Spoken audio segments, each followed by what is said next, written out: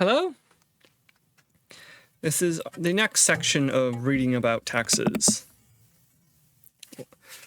Thoughts on the book For Good and Evil and Impact of Taxes in the Course of Civilization by Charles Adams. We are getting to the American Revolution, and we'll see how far we go from here. Okay. He starts off, no modern revolution was more deeply rooted in taxation than the revolt of the 13 colonies in British North Africa. British taxation not only caused the revolution, but perhaps most important, it acted as a unifying force in the colonies. The once disorganized and squabbling colonies rallied around the cause against taxation without consent, took up arms against the British, and finally formed the United States of America. So there's this old idea in the United States, right? No taxation without representation. That's the chant and cry. That's the words on the page. No taxation without representation. It's the whole point of the existence of the United States is if Britain wants to tax us, then we need representation in the government of Britain. So one of the very interesting bits about the colonies of North America revolting against the British and then forming the United States of America is that on the whole, as far as I understand, the colonists ended up paying higher taxes to the United States of America than to the British Empire, and quite substantially higher taxes in several cases. The British taxation of the colonies was incredibly light.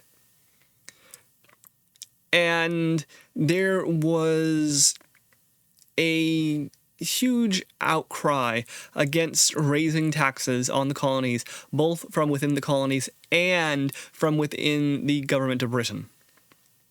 Many people warned against this, said that raising taxes on the American colonies would be disastrous, would be hated by the colonies, intensely disliked, and dangerous. And so it turned out. Now, the idea behind raising taxes on the colonies was because of the French and Indian War, which was really a war of the British against the French and the Indians. Specifically, the French had formed agreements with Indian tribes up and down the Mississippi River, because the French economy in the soon-to-be Louisiana territories and parts of Canada was based on fur trapping, based on hunting and gathering. And so what would happen is you would have French hunters go into the interior, hunt for furs, and without settling the land, wander through, without threatening the Native Americans overmuch. And then they would sail back down the Mississippi to New Orleans, which was the only major French colony on the entire North American continent, excluding Canada. Sorry, on what was on the Louisiana, what were to become the Louisiana territories. There were French forts up and down the border with Britain or the Mississippi River, as it were, and the British fought against the French, eventually ended up winning this battle. And in the course of this battle, the British Empire made several agreements with Indian tribes in the west of the Adirondacks that colonists from the 13 colonies would not travel west. They were forbidden from traveling west. So the colonists, as far as they were concerned, this fighting had taken place off screen. It was British troops against French troops way off in the wilderness somewhere, and they were told they had won. Then they were told they could not use anything that they had taken. And of course, the 13 colonies had been used to, for the last what, 200 years or so, traveling westward, slaughtering everyone in their path and taking as much land as they wanted.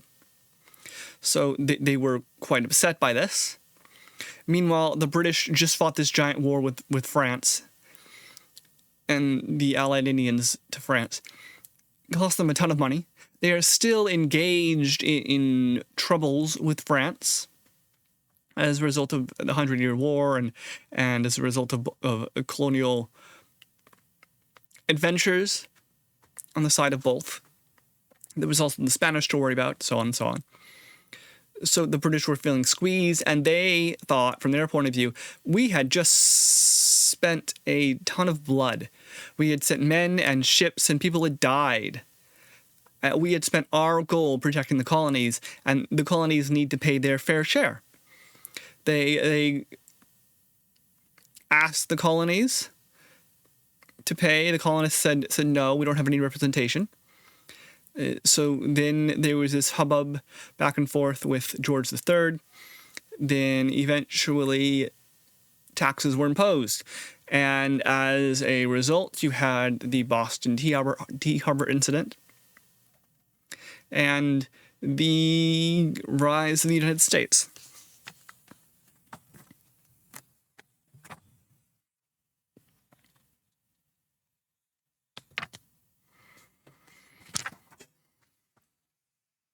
So he starts off here. It is not difficult to argue that the founding fathers of America revolted over taxes that were neither unfair nor oppressive.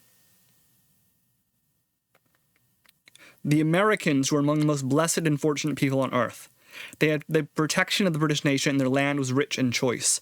Business was good, and there were jobs for everyone. Europe's social castes did not enchain them, and their sons were not conscripted to fight wars in faraway places. If revolution is the consequence of oppression, then the American Revolution should never have occurred. The American Revolution had its roots in the attitudes of the first settlers who came to the New World in the 17th century. Most of them were embroiled in the English Civil War and carried with them the ideals of Lord Coke and the Petition of Rights. Their colonial charters from Parliament guaranteed them all the rights, privileges, and immunities of Englishmen.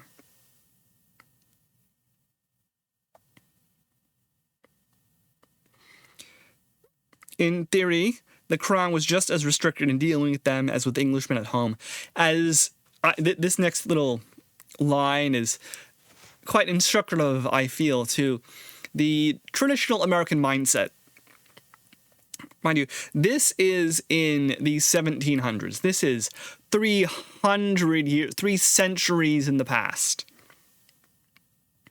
Their attitude is illustrated in a letter written home by one British civil servant who said that if you approached a colonist about providing funds for British armies fighting in America, he responded by giving a lengthy lecture on his rights.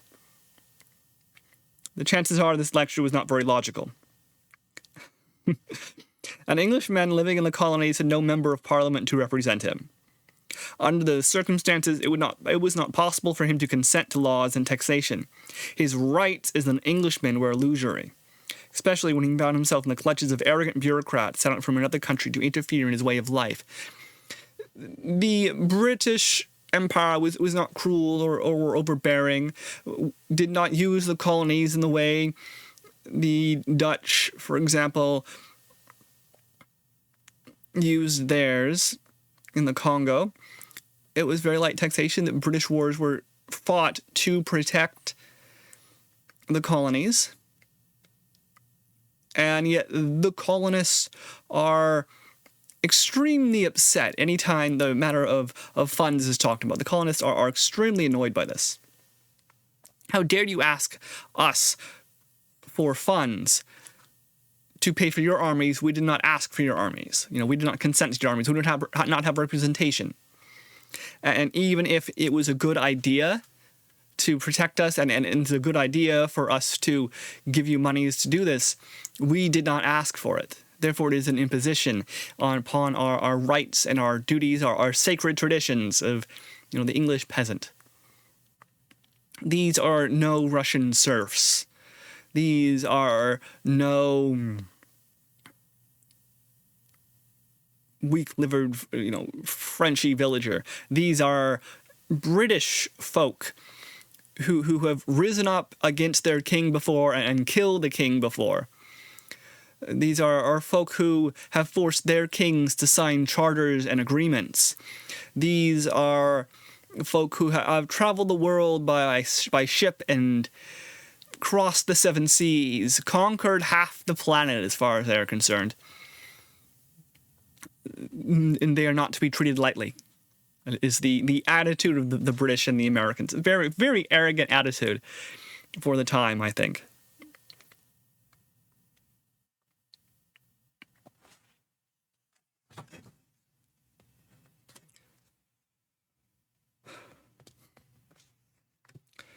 Okay.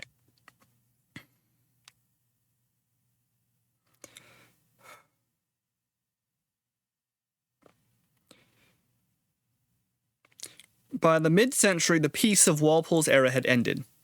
Britain was at war with France. The revenue demands of the war became increasingly severe. By 1764, British armies had pushed the French out of North America, and it was not unfair for the Americans to shoulder some of the financial burdens that benefited them. If they did, the land taxes in Britain could be reduced to peacetime levels, and some of the excises could be withdrawn. Furthermore, stories abounded in Britain about the profiteering of American merchants through free-spending British soldiers, war contracts, and smuggling. To many Britons, America was a land of milk and honey, lace and linen and silver and silk, paid for by British taxpayers. Right? There are heavy taxes on the home country in order to pay for the protection of the colonies. And after a while, this becomes very tiring. The colonies have to pay their fair share. And yet you don't want to have the colonies now part of the government of the home island. You don't want to accept their principle of consent, because now they can tell you what to do. Now the colonists can tell Britain what to do if you accept, they have representatives in Parliament who can vote and are counted. This is very dangerous, right? This means that instead of England being England, England is now something different. It is now a world-spanning empire, not controlled at home. It is more like a republic. Right? It is more like a commonwealth of nations, all acting as one, not the Kingdom of England. This, of course, ends up being a sort of mistake. Imagine what had happened if the colonists had been granted representation in England. Imagine what could have happened if England way back when had transitioned to a republic and given like the Irish a vote, and the English and relationship with India was more equitable, and could have been, should have been. Okay.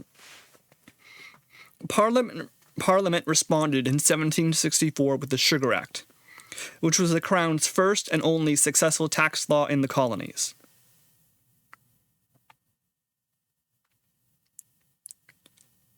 Years later, after the Revolution, President John Adams of Massachusetts fame said the Sugar Act imposed enormous taxes, burdensome taxes, oppressive, ruinous, intolerable taxes, but at the time, outside of New England, no one felt that way. Taxes under the Sugar Act covered a wide range of non-British goods. The rates were actually quite modest. Protests against the Sugar Act were really directed against administrative provisions designed to check evasions. The act was a typical sledgehammer revenue measure that treated every trader as a cheat. A maze of regulations entangled all importers, even little coastal vessels, and any breach justified seizure of the vessel as well as the entire cargo. Even the personal chests of ordinary seamen were seized if the contents were not listed in customs declaration. The Sugar Act trapped the innocent more than the guilty. Besides the presumption of guilt that the law made, tax litigation was moved from local courts and juries to Halifax, Nova Scotia, for a trial before pro-government admiralty courts. Informers were encouraged by rewards of a third of any confiscated property. So it isn't the cost of the tax which is so burdensome and annoying to the colonies. It isn't they have to pay monies. It is all the bits that come along with applying a tax. It is a tax that is applied too rigorously and too harshly. It is a tax where the costs of getting caught evading the taxes or having a mistake done are ruinous. I'm importing sugar, and if I mess up on the declaration form, if I try to smuggle something special through, if I didn't declare the one chest of a seaman under one of the 7 sailors on the ship, or the 30 sailors on the ship, however the size of the ship might be, that I use to cross the world, then his personal items are taken, or my entire ship is stolen. And even if I don't have to get involved in the Sugar Act theoretically, right, because I don't have sugar, I'm not transporting sugar, still I get stopped and checked and looked at. Still I have some busybody from the government crawling over my ship and judging how I do my merchantable activity. Suddenly, because I went out for fish one day to my secret fishing spot that I know about, that's a good spot for fishing, or because I was out longer than expected due to a storm, or I came back in an unexpected fashion and they found that suspicious, now I have somebody stopping me at the dock and questioning me for an hour. Now, insinuating that I am unfaithful, insinuating that I am bad, insinuating that I am a thief. I have to fill out papers now. I have to have stamps made. I have to have all these issues because the government wants to collect a tax. It's not about the money, it's about the control. And of course, if you want to dispute it, now I have to travel to Canada, to Nova Scotia. I can't do it at home. I can't do it in the courts I'm used to. I can't do it in the colonies where I live and breathe. Instead, it's these strange courts overseas, or at least over a continent, where I don't know what's happening. They speak strange languages sometimes. And am I going to fight this over an extremely small tax? Or if they take my ship, how am I even going to get there? Like it's not necessarily the weight of the taxes in monetary terms, which is the weight of the taxes in actionable terms that deride the colonies, that debride the skin of the colonies slowly until even the whisper of new taxes is offensive and ruinous.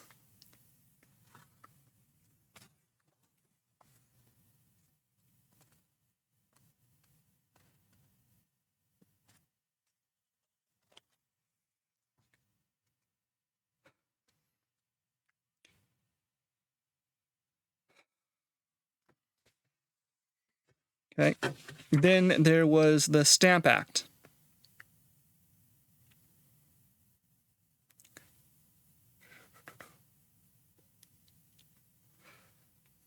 The government would introduce stamp taxes. The Prime Minister asked Parliament if any members questioned the right of the Crown to tax the colonies. There were no dissenters. Of course not. The colonists aren't there. You're asking the Home Office if you can raise taxes on a foreign state. They're going to say, yeah, sure, go ahead. The Stamp Act was no mere mite to the colonists. The Stamp Act, another tax already. The Sugar Act, the sugar and tea, another tax. And we can't say no, it must be imposed upon us. The Stamp Act Congress forms, the colonists write letters to George III saying, just allow us representation, allow us to vote on this, allow us to say yes to it. We are your loyal subjects. We are men of England. We don't want to fight you. Don't make us fight you.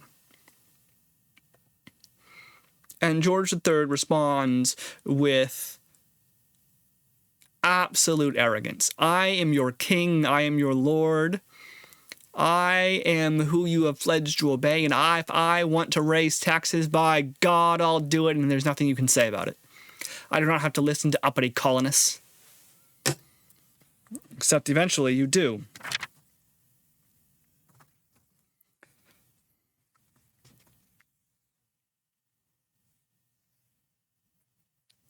Benjamin Franklin said, "But remember to make your arbitrary tax more grievous to your provinces by public declarations importing that your power of taxing them without their consent has no limits, so that when you take from them without their consent 1 shilling in a pound, you have a clear right to the other 19. If I'm George III and I say to the colonists, I can tax you however I want," what did the colonists hear? I am going to tax you however I want. This is just the beginning. Once I've managed to claw some gold and silver from you, I will claw more and reach out more and extend my hand more and more and more. And you can't do anything about it. You have no rights. You have no abilities to stop me. So the colonists are just looking at the future going, this isn't good. We need to stop this. We need to make it very clear. And in doing so, in raising the flag of rebellion, in writing to George III, in forming a Stamp Act Congress, the colonists believe they are exercising their ancient rights as Englishmen. Did not the barons force the king to sign the Magna Carta? Didn't the barons and then the commons form, pushing back against the powers of the king? Is not an English king bound also to the law? He is not the son in France. He is not the despot in Russia. He is not, crowned holy by the Pope. He is a Protestant king who rules with the consent of the people. It's not that far to that step now. And the English men in America, they're not barons, they're not rich, but what they are also is not peasants. They have not lived in these lands for generations uncounted. They do not have lords and nobles in the old way of living. They are a mix of peoples from across Europe, and they own their land. They have fought and died for their land. They have bled for their land. They have killed for their land. And their money, their property, their rights, these are fierce and independent people. And here comes ye old Britain raising taxes and then saying we can raise some more. So what are you supposed to do? You have to rise up. There have been peasant rebellions before. There have been rebellions by the barons before. We're just stating our case. We do not want to fight you. Don't make us fight you. But we will if we have to. And Britain says we want more money. In response to this, that's what Britain says. We want more money. We're not giving you representation. We're not giving you rights. You do not have ancient rights. You are not Englishmen. Well, if you aren't Englishmen, then I guess we're Americans.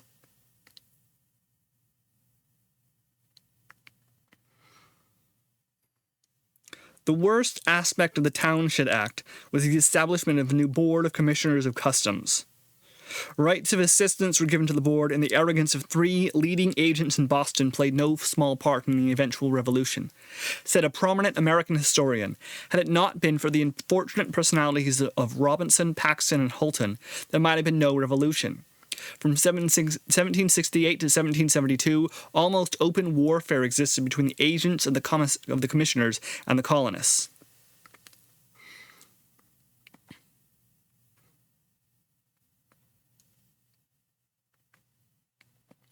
The best record we have of the tyranny of British tax agents is in a brief article written by Benjamin Franklin in 1773. Regarding British revenue agents, he said, "To make your taxes more odious and more likely to procure resistance, send from the capital a board of officers to superintend the collection, composed of the most ill-discreet, ill-bred, and insolent you can find. If any revenue officers are suspected of the least tenderness for the people, discard them. If others are justly complained of, protect and reward them. If any of the under officers behave so as to provoke the people to drub them, promote those to better office. Right? So little things like that can change the course of the world. You have struggles against the crown erupting in Britain. Erupting in Boston. You have problems in the main city where the traders are, where the rich folk are, where the center of political power is. And why? Because you sent 3 revenue agents to that area to represent the crown, to represent all of England. And what do the colonists see? All of England. In these horrid folk sent to rule over them without their consent, who are cruel and mean. Petty, vindictive folk. It's not the cost of the taxes which is most ruinous. It is the manner of collecting them. It is the arrogance of saying, I do not need your consent.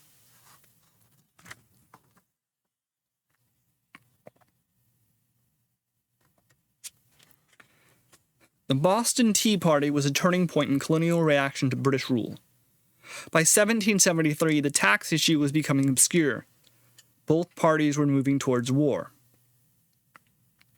Recently, American postage stamps have depicted the Boston Tea Party as a glorious act of defying British colonialism. Most people believe it was a protest against British taxes on tea, but this is not true. American tea merchants have been boycotting British tea for 5 years. Smuggled Dutch tea was used throughout the colonies. In response, the British government decided to remove the duties on East Indies tea when it arrived in Britain, so it could be sold in America at a price cheaper than smuggled Dutch tea. In addition, a monopoly on this cheap tea was given to loyal British merchants in the colonies. American tea smugglers would be put out of business. The implication of this in the American merchants was frightening. If a monopoly could be granted for tea, it could be granted for other products as well. Economic sanctions of this kind could destroy American merchants. In protest, Bostonian merchants disguised themselves as Indians, boarded merchant ships loaded with tea, and threw the tea into the harbor. This is a little complicated in that it wasn't, oh my gosh, there's tax on tea. This is horrible. And we didn't consent to the tax, so we're going to destroy the tea. No. It's, we already have tea. This tax is making certain tea less expensive, and the government is giving a monopoly to one group who is not us, so that it isn't the common people, it isn't the man in the street who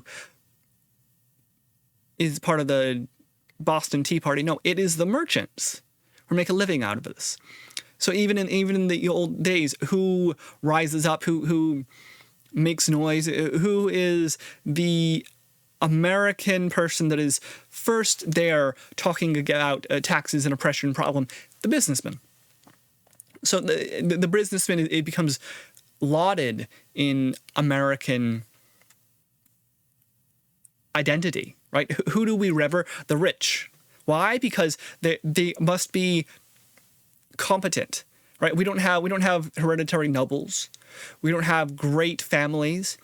We have starlets, actors, heroes, the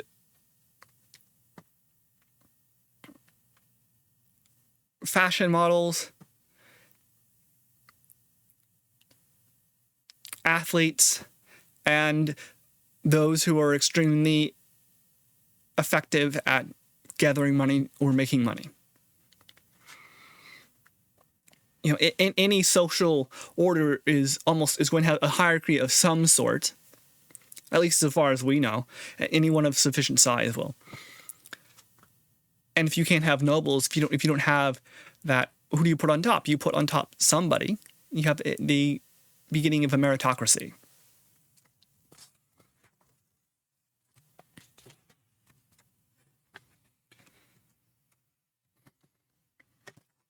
Okay. So then America revolts against Britain. America wins this war. America forms the Articles of Confederation. It turns out the Articles of Confederation are very weak. Government of America creates the United States of America.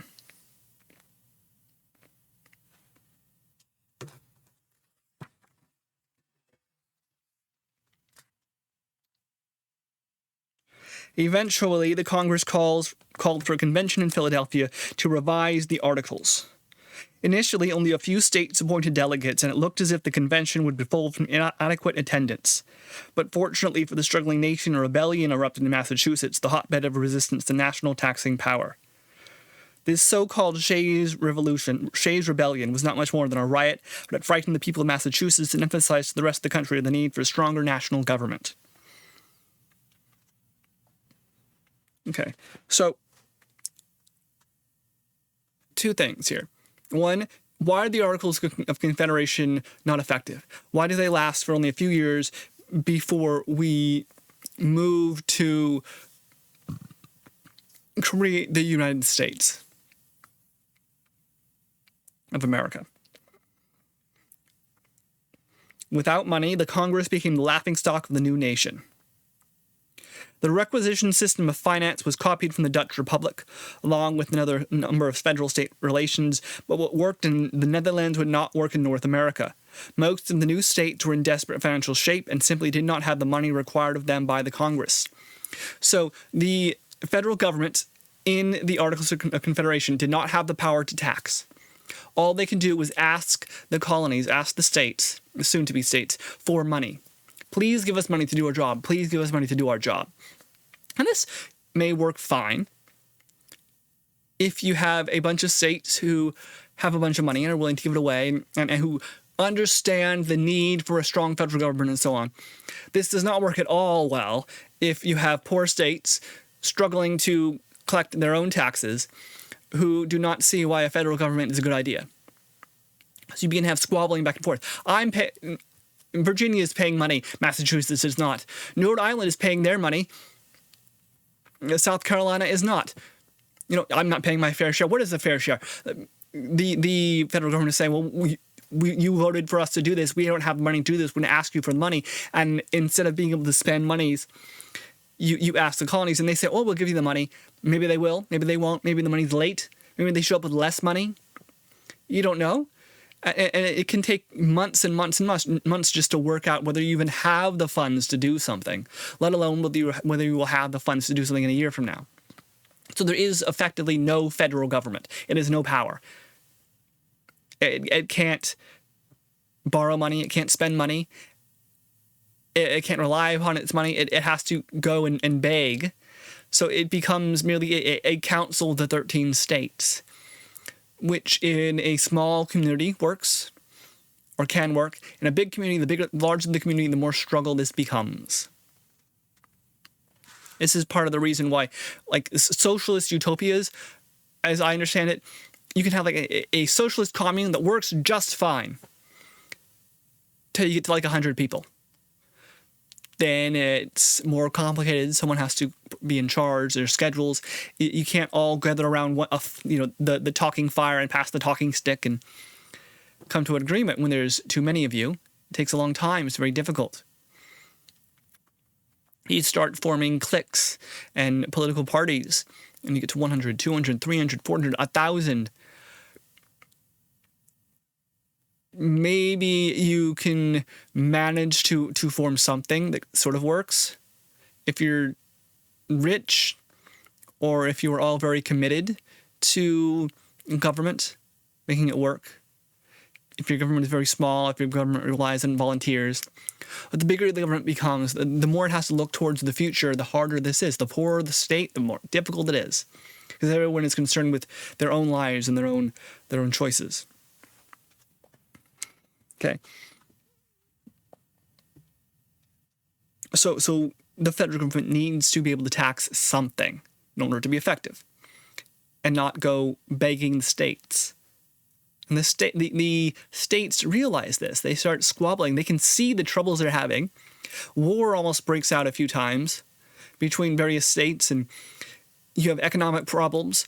South Carolina is raising tariffs on doodads imported from Maine. Now there's internal economic issues we have to deal with. Who deals with that? How do we talk about it? Well, obviously, South Carolina and Maine talk about it. Yeah, but you have Vermont right next door. How is that cross-border trade with Maine managed? And are they affected by this as well? So they're going to hop in. Hey, why are you attacking Maine? They're going to send that money. They're going to send their doodads somewhere. Or the raw materials for their doodads comes from Vermont mining concern or something, right? And so maybe someone else wants to be involved because they want to begin to make doodads. Like Massachusetts wants to begin to make doodads, and now they want to talk about this. And then you have like Georgia just trying to stay out of it. We don't want to be involved.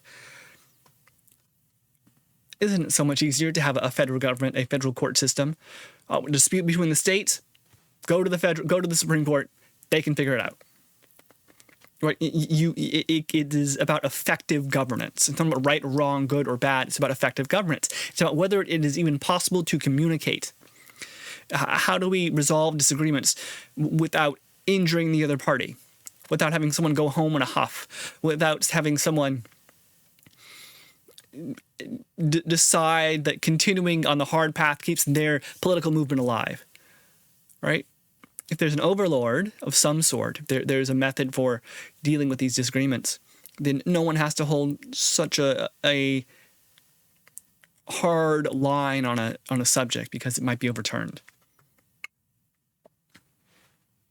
Right? If all the kids get together well, and they understand each other, respect each other, lots of history, they're all pretty well off, then you don't need mom and dad to come in and break up squabbles.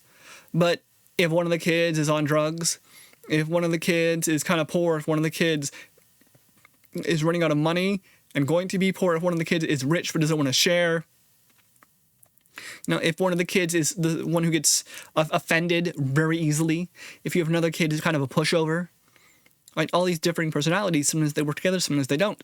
So you go to someone, you say, we need help figuring this out. Okay, so Shays' Rebellion in Massachusetts, remember, was the first of 3 tax revolts to plague the new nation in the first 15 years of its existence. The rebels were have-nots, overburdened with taxes and debts from the war. They demanded a state constitutional amendment to curb the spending and taxing powers of Massachusetts.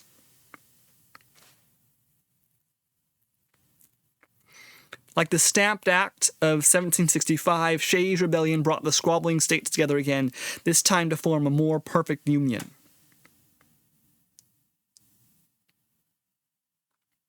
By 1787, there were no voices clamoring for a continuation of the tax anemia of the Confederation. Everyone now agreed the federal government must be able to tax, but what limitations should there be on that power? The Congress must not be a parliament. There must be definite limitations and controls on its taxing power. Everyone agreed to that as well. Constitutional representations on taxing power were not new. Taxation by consent through tax representatives was common throughout Europe. But in addition, many European peoples enjoyed protection from certain kinds of taxation as well.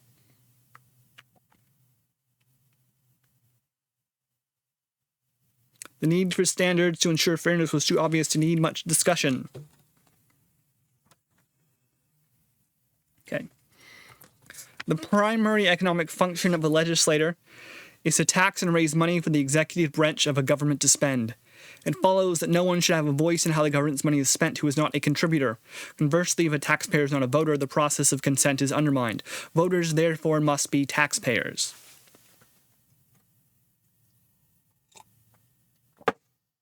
So he's trying to put it here. Okay, no taxation without representation is the cry of the colonies to Britain. It's the reason for the rebellion. No taxation without representation. So this has an interesting philosophical implication, right? Does this mean that if I have representation, I should be taxed? Does this mean no representation without taxation?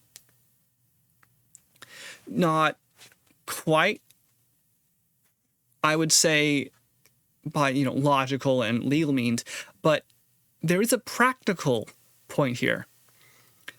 No taxation without representation. No representation without taxation. That is, how do you tie the people to the government? How do you make the people feel that they are part of the United States? One way, arguably, to do that is to have taxes. To say you are paying money and it is going to the maintenance of the nation. Right? You are an American taxpayer. You are helping America. You are helping all your neighbors. You are the brothers and sisters to every brother and sister in the entire nation. You as well, because you pay taxes, deserve a representative. So it means that it is very difficult to hold the view that I am a sovereign citizen. I never agreed to become part of the United States. I have benefited in no way from the United States. In the old days, that was possible to an extent. Hey, you could travel west, join an Indian tribe, live on your own. Don't need the United States. But nowadays, it's a little more difficult. Where can you go that is actually off-grid, that is not protected by firefighters, where ambulance services do not go, where there isn't a town within 30 miles? Not much.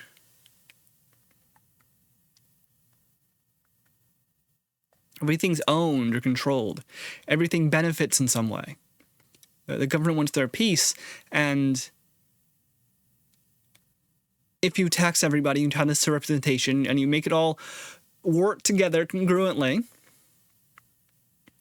you try to bind the people of the nation into a form, and you say you cannot rebel against taxation. You have representatives. You can vote down new taxes. You can make your voice be heard in peaceful ways and by peaceful means. Then you enforce a pressure release.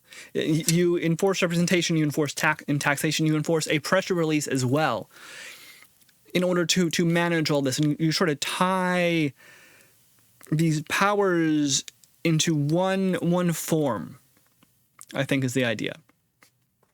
Because if I'm being taxed but I don't have representation, then I have a legitimate complaint. This is a legitimate complaint for the millions of illegal immigrants in the United States who pay taxes and have paid taxes in some cases for decades. Every dreamer who was brought here as a kid and gets a green card and is now 30-something like me living in the United States has paid their taxes and yet has no representation. This is blatantly morally flawed. We should obviously have a method for intaking new citizens when you've shown that you can be a law-abiding citizen and pay your taxes for 20 years, right? You have given monies to uphold the state, and yet we deny your representation. This is just repeating the evils of the British upon the Americans. This is doing what was done to us. It is being cruel and it's being foolish. It's the American government saying we are the George III. Ridiculous.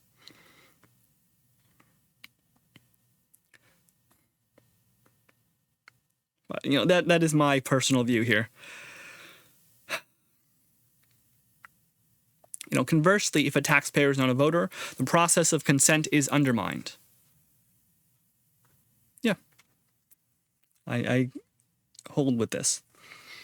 So then he talks about the arguments back and forth about what you can tax, how you should not tax.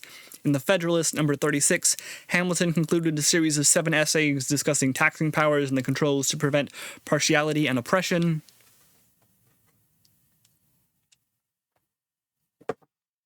Let's get a little more into the weeds of constitutional law than I am really comfortable talking about much. But the author is basically going to say that these rules no longer apply.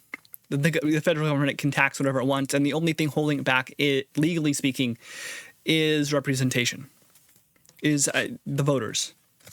Well, the representatives of the voters, more like. Okay. Okay, and now we get to part of the reason I was sort of iffy about this book, but I had already gotten 300 pages in, so let's keep going. The author of this book is one of those people who argue that it was taxes rather than slavery that caused the Civil War. Okay, he starts off, one of the most popular myths in American history is that the Civil War was started over slavery, and that Lincoln, as the great emancipator, drove the nation into a bloody war to break the chains of bondage that shackled over 3.5 million black Americans. This popular childhood history story is fable. At the 11th hour before the Civil War began, the Southern slave owners had no need to go to war. They had already won all the battles without firing a shot. With the Supreme Court in their back pocket, with Lincoln and the Congress approving a constitutional amendment protecting slavery forever, they were undoubtedly the victors in their struggle to preserve the slave system of America. There had to be something else that caused them to fire the first shot. During his campaign for the presidency in 1860, Lincoln repeated time and time again that he would not interfere with slavery in the South. So he's straight up saying that slavery in the South was protected. There was no way that the United States was going to abolish slavery. The Southern states knew this and were very aware of this, and so why would they rebel over the abolition of slavery when obviously that was not going to happen? That's his stance here. So then he begins to talk about this. He says, the American Civil War has been given many names: the war between the states, the war of the rebellion, the war of northern aggression, the war of southern stupidity, and most accurately, the rich man's war and the poor man's fight. The conflict had been brewing for decades. There had been a prolonged struggle between the rich planters of the South and the rich industrialists of the North, and it was not over slavery. By 1860, this struggle was turning against the South. New territories were becoming states, and the majority of them were tied to the North. The center of the economic life and population of the country was shifting strongly to the north, and the commercial interests that dominated northern politics. The Southerners believed it was only a matter of time before they would become vassals to their northern business rivals.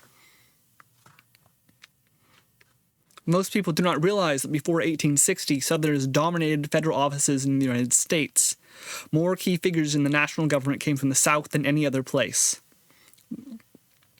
The rich Southern planters, the rich Southern plantation owners, rich Southern slave owners, dominated life in the South. They were the political elite, the educational elite, the economic elite.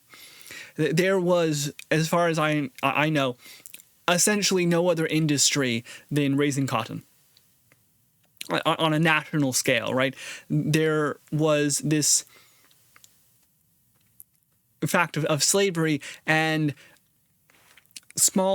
relatively small numbers of white-owned most of the slaves. There were many white folk in the South during slave owning times who owned no slaves.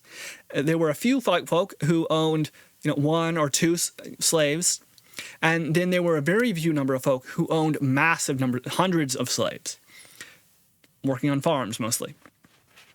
Or you would rent a slave out to someone else. So I think Frederick Douglass, in his autobiography, talks about working as a carpenter on ships, and he would get paid, and then he had to go and return all the money to his master, and so on. So what you see happening is the entire economy of the South runs on this slavery system. And this is, I think, the interesting part here. He's going to start talking about taxes being raised in the South.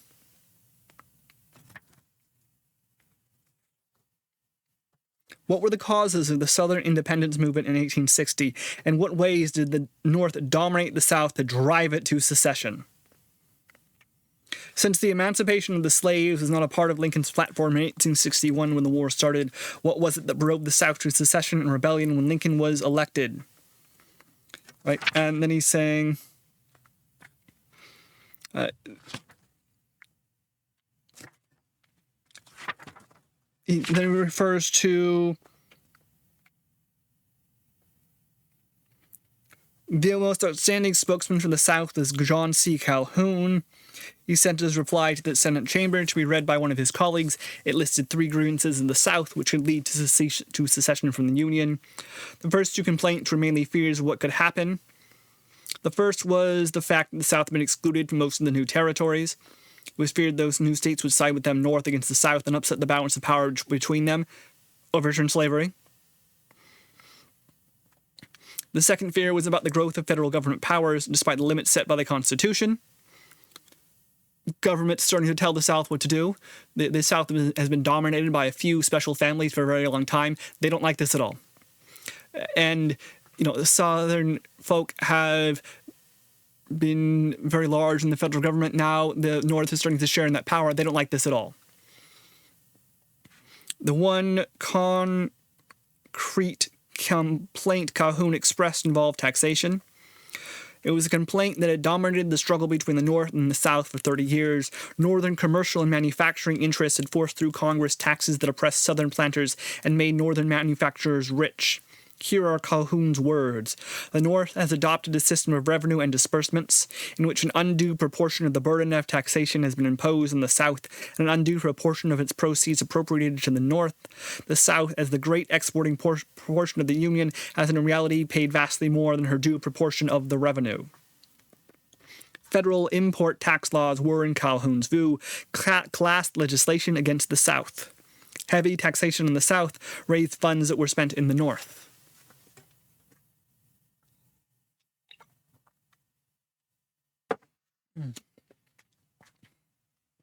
This is interesting to me. Why weren't the southern states able to fight against this? Why weren't the southern states able to vote these down? This has been an issue for 30 years. What's going on here? Well, as I understand it, part of the problem is the economy of the South is dominated overwhelmingly by cotton, which means the South has, as far as I understand, one major source of revenue: exporting cotton to Europe. This is how the South makes money. This is how the rich planter class makes money. They have slaves, raise cotton, send the cotton out. There are other industries in the South, of course. There's shipbuilding. There's a bit of manufacturing here and there. There's military offices. There's mining and so on. These are very small concerns. They don't make a lot of money, right? The people who are involved in politics, as far as I know, are the gentleman class, who are not involved in labor and not so crass as to be merchants. They are meant to rule. They're meant to control, right? Who can afford to get involved in politics? Those who have a passive source of income.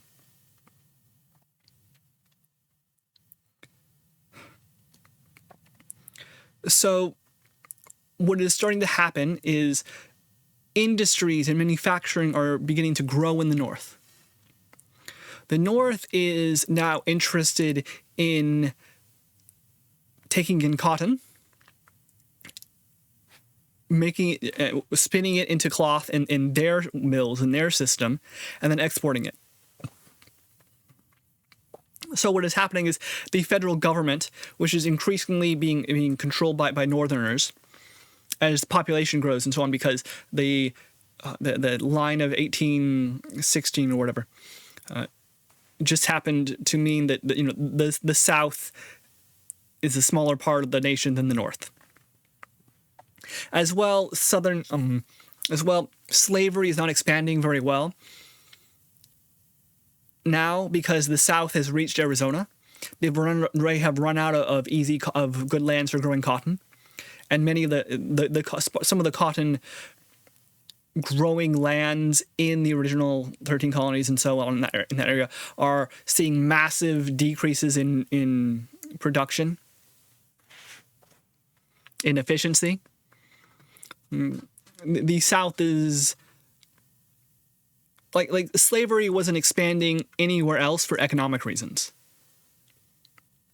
But the politics of the South, the economics of the South were dominated by slavery, right? I mean, that just what seems to me a little bit odd.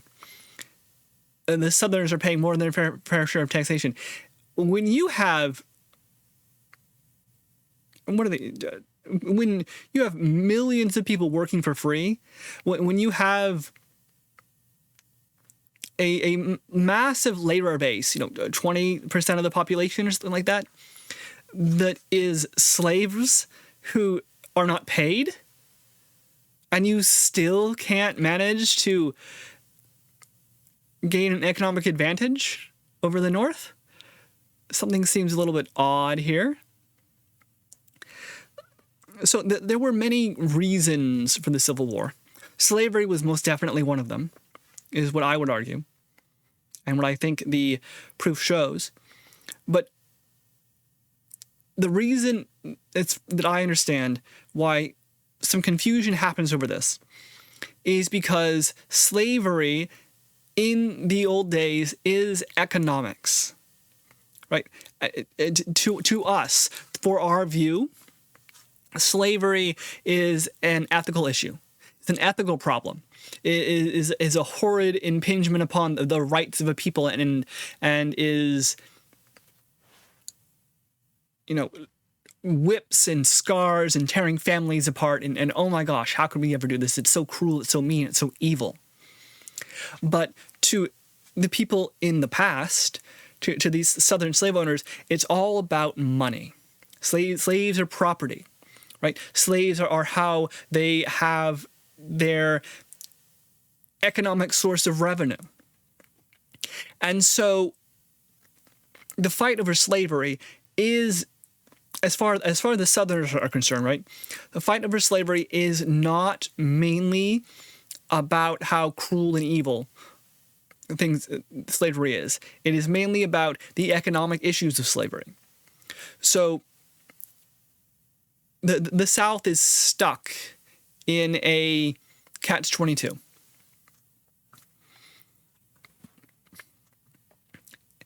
You could start creating some other industry in the South.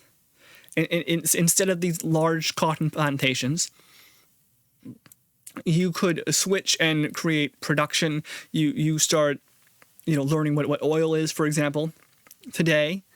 That's a great deal of what happened.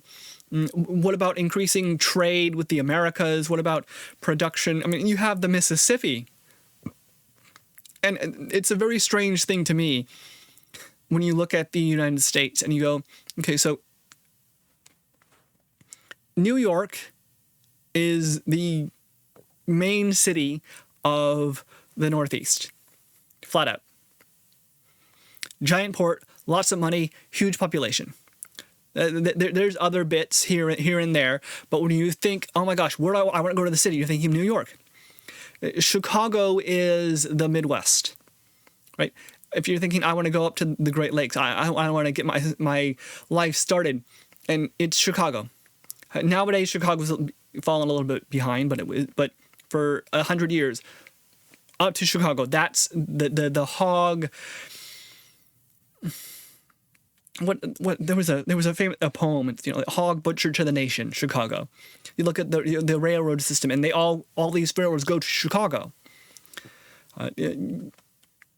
And if you go west, then you run into San Francisco and LA as the main cities of the West. But when you go to the South, what's happening here, right? You'd think New Orleans would be the New York of the South, but it's not really. It's one of the cities.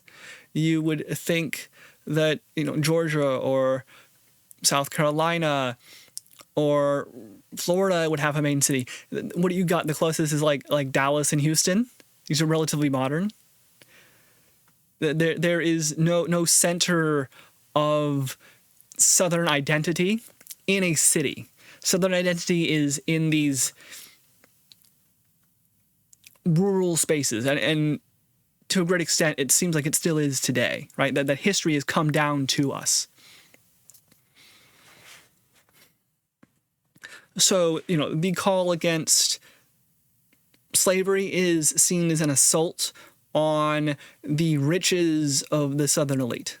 The call to raise taxes is seen as an assault on the Southern elite. The fact that there is rising production is seen as an assault on the Southern elite. The fact that there is rising population differences between the North and the South is seen as an assault on the Southern elite. The fact that there is simply more land to the north of the Mason-Dixon line is an assault on the Southern elite.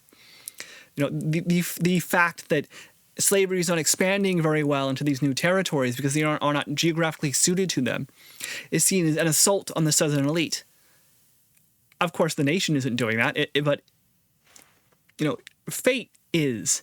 The working out of money and economics is, and the Southern elite are feeling squeezed here, and they aren't quite able to dominate politics as once they did. They're starting to have troubles.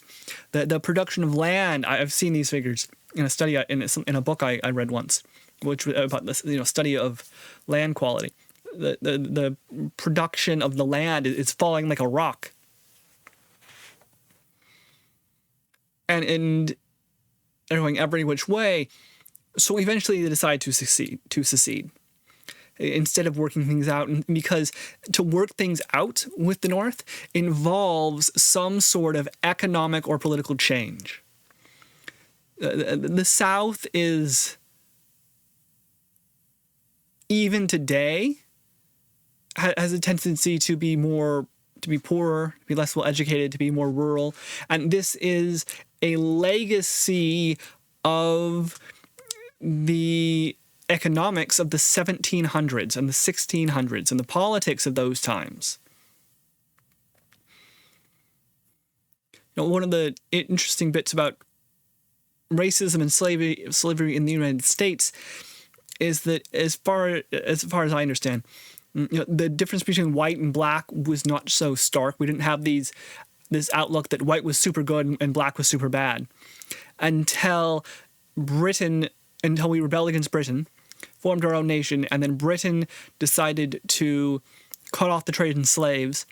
So now you had no new slaves coming into the United States, and it was just the black folk that were raised and born here.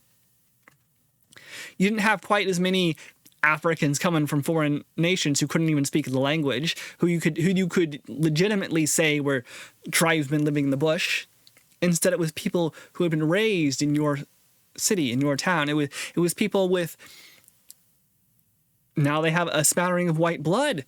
And now some of them are becoming educated enough to go and speak in Congress. Now some of them are becoming, writers and speakers and business people. And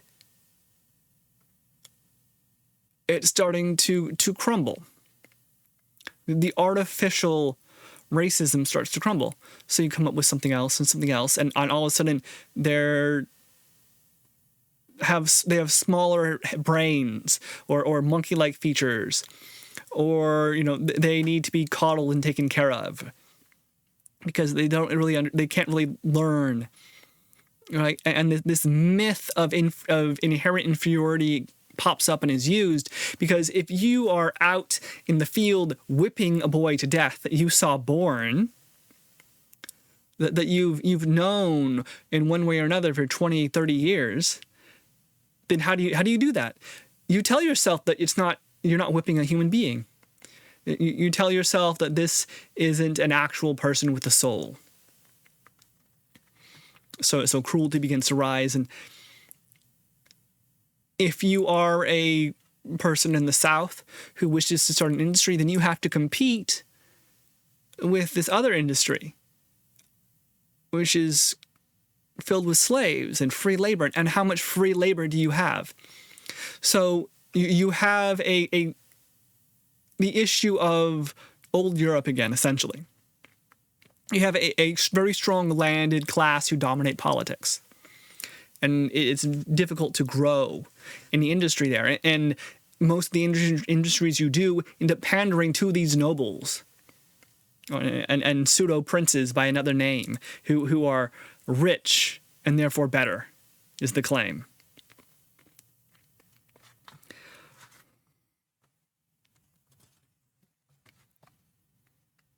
A Southerner, a year after the Civil War ended, expressed that indignation in a book appropriately called The Lost Cause. In every measure, the ingenuity of avarice could devise the North exacted from the South a tribute which it could only pay at the expense and in the character of an inferior in the Union.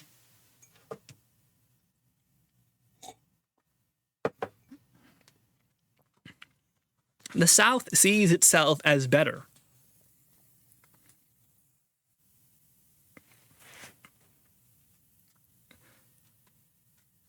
And of course they do, right?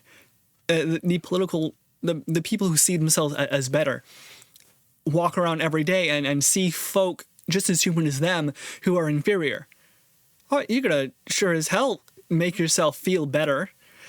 You're gonna tell yourself I'm smart and I'm great and I'm wonderful and I'm wise, and when I whip these poor sods or attack a girl because I own her, then what, you're not going to go out going, oh, poor is me, I have sinned. No, you're going to say, I was owed this. It was great.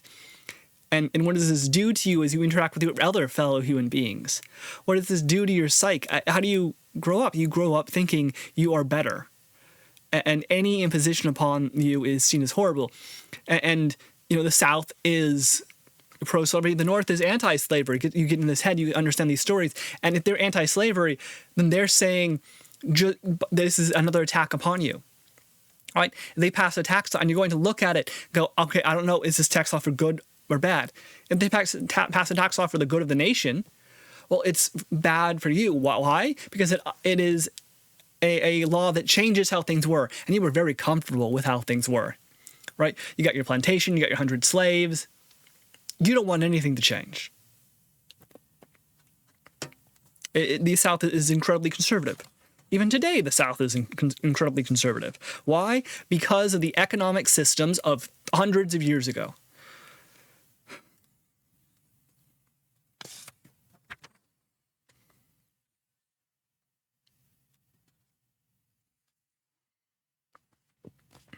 But, of course, we fight the Civil War. We save the nation for the next 150 years. And then the generation of leaders in the North and the South in the 1850s has been called the blundering generation.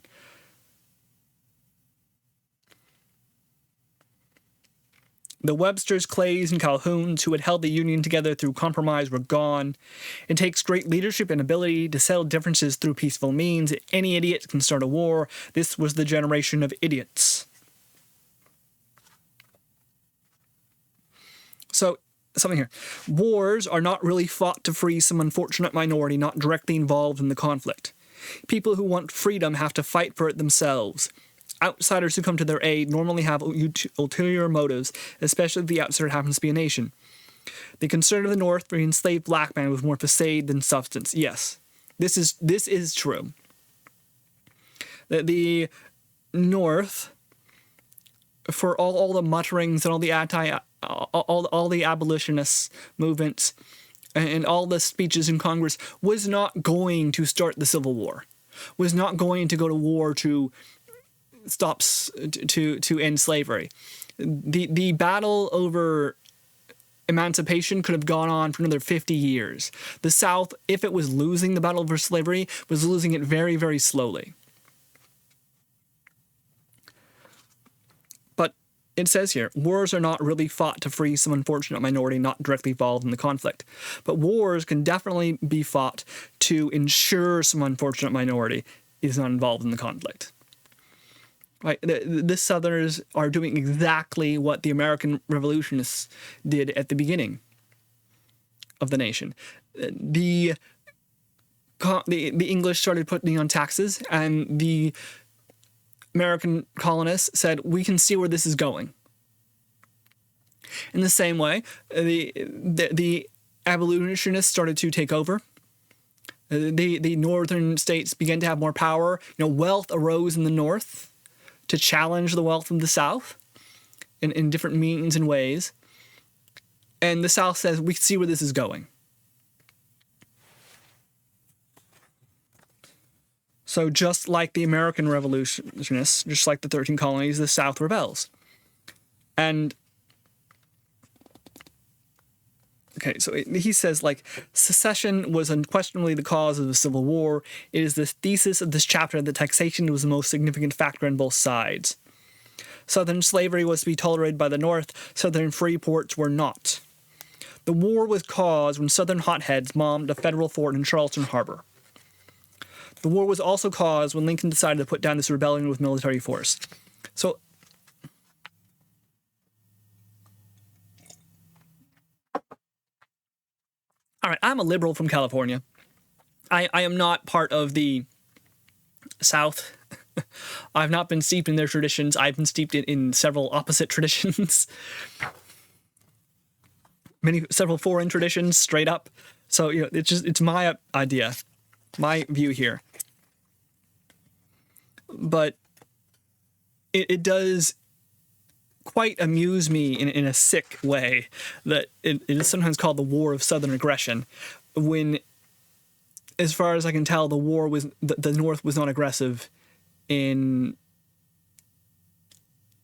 a very active way.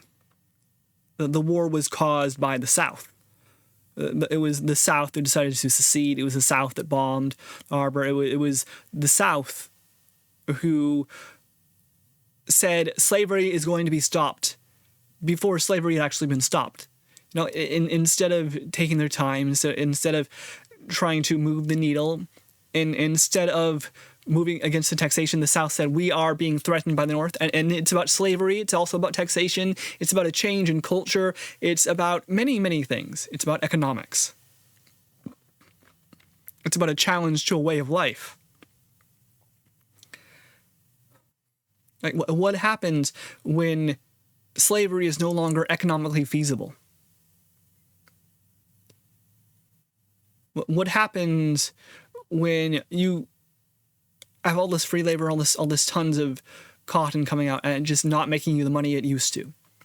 What happens when uppity poor white folk begin to try and enter politics, or start up new ways of production, or start to engage in trade, start to make factories in the South? Well, these also pressure Southern elites. So they're feeling pressure in and out. So what do you do when you're feeling pressure? You point out an enemy. You say, we have to hold together in order to fight the enemy. You find an enemy, and that is exactly what the South did, as far as I can tell. This is the War of the Rebellion. This is the war of Southern action, not of Northern aggression.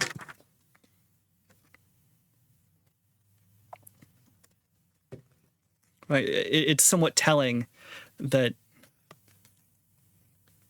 the many battles in the first war, in the beginning of the war, were fought in Virginia, right? Were fought on the border. The South never had any hope of winning this war. They seceded, and they thought that the North would give up. They thought the North would just let slavery happen. They thought that Lincoln talking about the indivisibleness of the Union was just heavy words, and it turns out it wasn't. Now, this could have all turned out differently. I think it quite possible that the Civil War need not have happened. That the South, if the South had never raised an army, the North would never have sent an army south. And the North could have held back because the southern states had formed a confederation very close to the Confederation of the United States before we had the Republic. So it was a politically weak union. They were surrounded on all sides by either ocean or the United States, or territories which were soon to become part of the United States. They were, suffering economically because of their situation. They had no navy. So it's quite possible the North could have waited them out. It's quite possible that the South had said, we're seceding. We have an army for defense, but we will not march on the capital. We will not engage in aggression.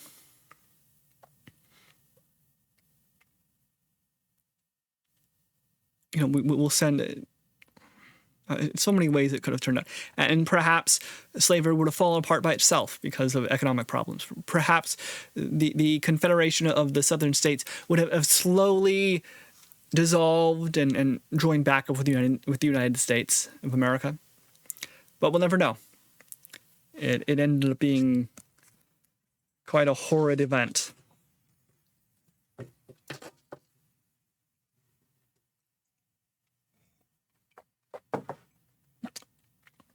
And at the heart of this, I get kind of riled up because I've heard this bit. Slavery was not an important part of the Civil War, and I go, that doesn't seem right. Like, just on the face of it, everything I've read, the speeches given by people in Congress, the actions taken, the economics of the peace. I'm like, slavery was a huge part of the Civil War. I'm not arguing that there aren't other reasons, right? It wasn't entirely and utterly and completely a moral battle to free the black slave, or to keep the black slave as a slave. There were other issues going on, of taxation, of trade, of political power, and so on. And what happened is that I read bits like this. It was taxes rather than slavery that caused the Civil War. And I may agree with parts of what they're saying, but the views I've heard about this they have a tendency to ignore the slave issue entirely. Instead of saying that slavery was part of a complex reason the Civil War started, the Southern apologists in books like this just say over and over again, slavery wasn't important, slavery wasn't important. They try to ignore the issue entirely and say it was something else, and slavery was involved. That is, we rebelled for reasons which reflect the rights of the American Revolution. We rebelled for independence reasons. Don't look at all the slaves. I'm like, I'm looking at the slaves too. Like, I'm hearing what you're saying, and you have points that I agree with. I understand these were pushing on the South, but it goes too far, again, to ignore slavery entirely. And why? Because slavery was an economic issue. And that isn't talked of enough. I don't think we quite understand the way in which it is an economic issue. You read some of these old memoirs by slaves, and like the cruelty is horrid, but far worse than that is the dehumanization. Right? You can have someone for 30 years, you've been in the same household, you raise the kids as the black nanny, and then they sell you out without blinking twice because you were never real people.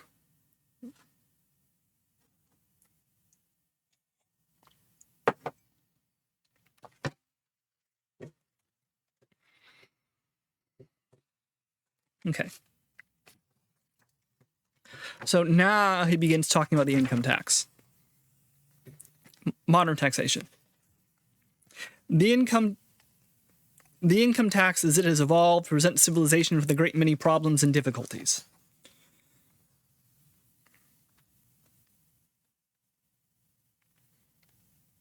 The income tax has had its positive points.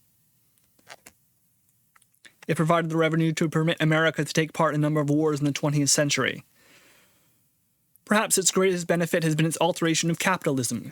Governments were able to command a large portion of the national wealth and use it to correct social injustices and improve the social order without revolution. In most industrial countries, poverty has been greatly reduced, and in some countries it is non-existent. Marxist claims that capitalism would increasingly oppress workers, that child labor, starvation, wages, longer working hours, and unsafe working conditions would get worse have not come to pass. Today, such predictions are so much nonsense. Workers in industrial capitalist states have living standards far in excess of the best of the former communist states, as the Eastern Europeans realized. Capitalist nations have corrected the defects in their 19th century system without the necessity of remaking the social order. Taxation has curbed the accumulation of too much wealth in the hands of the few. The wealth of the super rich has been broken up. New laws protect workers and they guarantee good wages and working conditions. Child labor does not exist. The Marxists have been outflanked by the ingenuity of capitalist taxation and labor laws. It is ironic that Marx was the author of high progressive taxes, which in themselves have revolutionized society. Little else has been needed, certainly not revolution and all the suffering and chaos it brings to humanity. Marxism's most glaring defect has been its zeal for overkill. Similarly, the income tax's most glaring defect has been its zeal to overtax. So I, in this point, completely agree with him. Marxism's most glaring defect has been its zeal for overkill. It has been a blindness to other possibilities of fixing the capitalist system.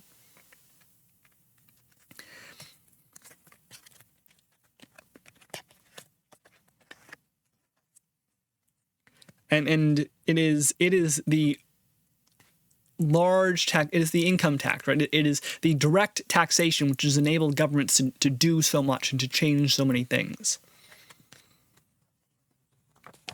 Because it is a great source of revenue that is not very destructive of commerce.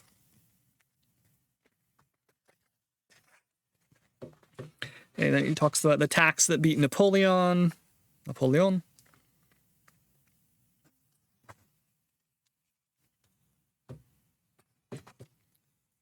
It was a British tax, British income tax. In time, British, because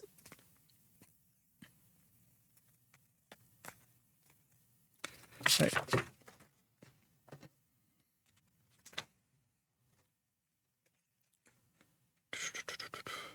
The 1842 income tax was to be repealed as soon as government revenues were in balance.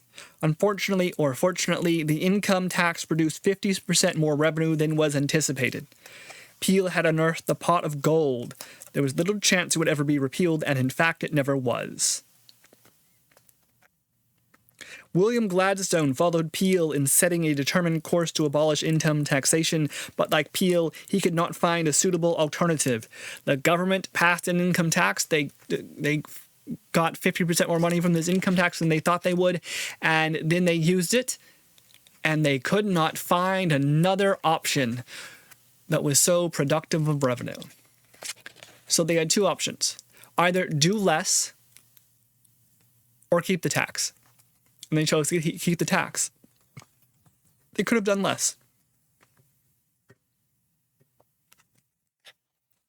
Right, the governments, the British government here in the 1870s, the American government today, modern governments could do less. They could abolish the income tax. They could exist on a few small tariffs and maybe taxes on corporations. And then we would have a very different way of life, right? This is the question. If the government did not have its huge amount of money that it has, its income money, then would we still be able to have Medicare and Medicaid? Would we still be able to have Social Security? Would we still be able to have, the mightiest army on the planet, and the mightiest navy on the planet, and the mightiest air force on the planet? Which is quite a trifecta to aim for. This is really what it's about. If you're going to tax, well, then it seems you have to have a direct taxation, because because indirect taxation destroys revenue, destroys commerce, reduces growth. So you have direct taxation, which has much less of an effect like that. And I think that's what this has shown. The tariffs, for example, are not a very good way for raising taxes. They destroy revenue, and like the tariffs passed now will have devastating effects in 20 years, but these effects will be invisible. It will be how could we have grown? What could have happened? What would have happened if those tariffs had not been in place? And you'll never be able to tell. You'll never be able to prove that if those tariffs weren't there, that the United States would have grown 10% faster. But that's what the math suggests.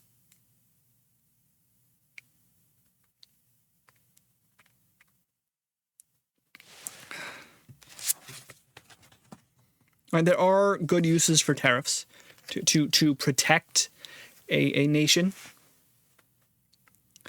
to protect an industry, but this is very rare, very limited, and you can theoretically achieve the same effect by subsidizing the industry, by buying American, for example, instead of tariffing American goods away from the rest of the world. Right. The income tax was an alternative to increases in customs, excises, and stamps, the natural burdens of trade. For all its imperfections, the income tax was the best form of taxation yet devised. It works.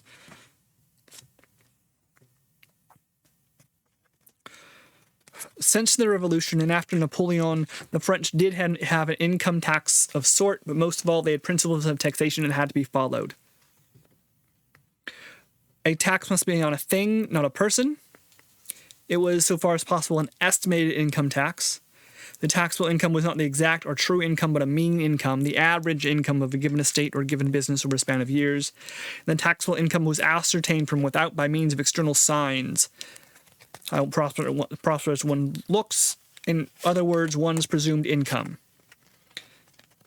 The idea of a declaration setting forth one's income with punitive provisions was to Frenchmen intolerable and interference with the liberty of the citizen.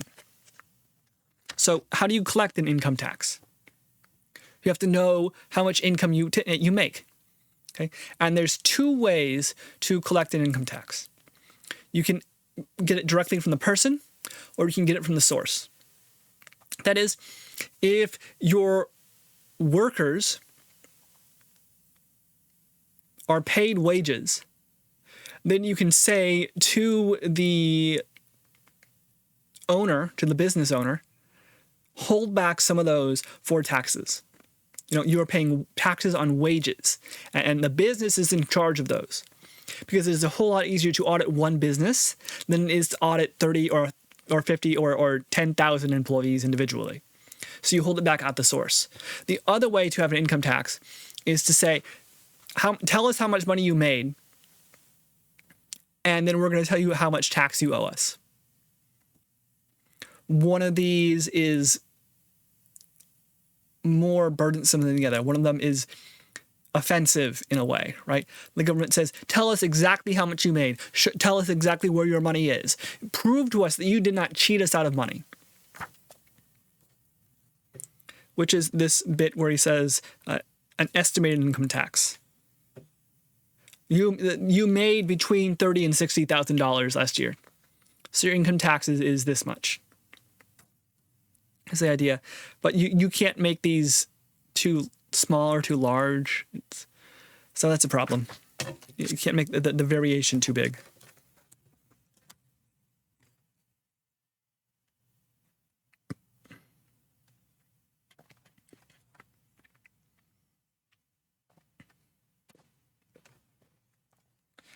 Okay, so he talks about French here.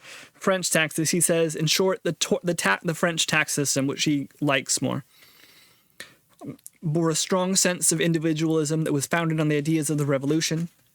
It was a system of taxation made for a nation of small proprietors, of manufacturers and traders on a small or moderate scale, each one firmly entrenched in a farm, shop, or business, and very jealous of rights and looking at the state as an enemy. It involved, most of all, the minimum of contact between the taxman and the taxpayer, the maximum of freedom for the latter. For a century, until the harsh demands of World War I, France actually did what is usually impossible and made the tax system subordinate to liberty. The Great War ended all that. By the war's end, Frenchmen had an income tax form with the usual array of schedules that British-style income taxation requires.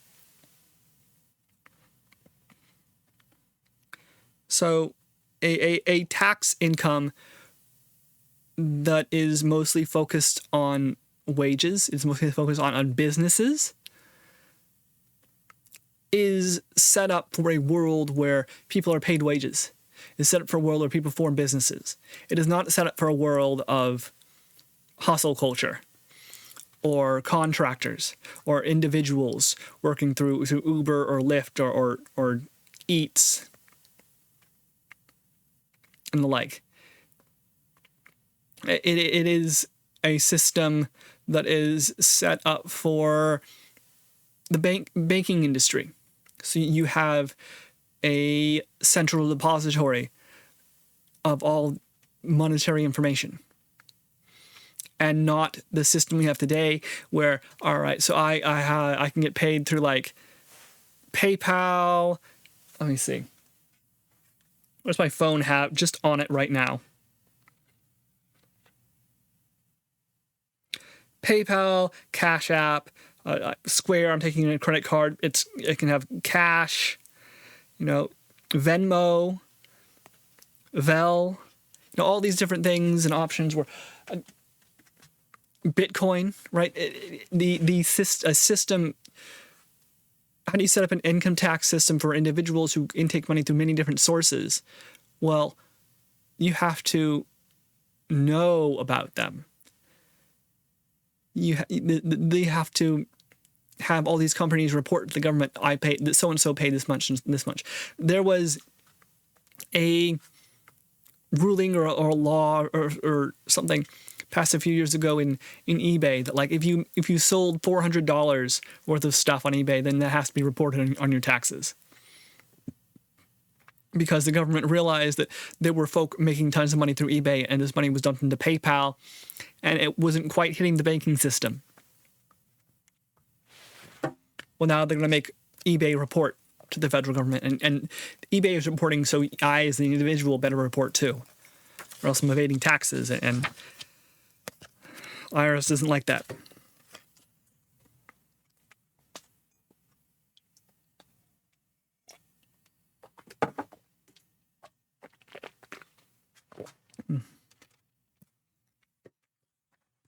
Okay. It says, modern inheritance taxes come from the Dutch, who patterned their taxes after the Roman. Children and wives were exempt. Brothers were taxed at 5%, and rates increased for more distant relatives. Strangers paid 30%. Parliament fixed the inheritance tax at 2% for legacies for brothers, 6% for gifts to strangers, so on and so on. Essentially, you have very low inheritance taxes.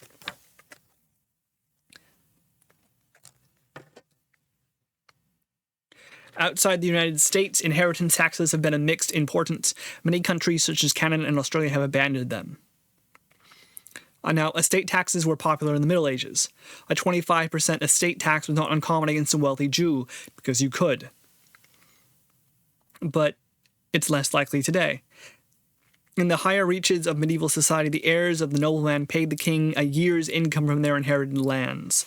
In return, the king bestowed aristocratic status on the heirs. Peasants gave their lords the best cow of a deceased member of their household. And so on. But this is extremely annoying.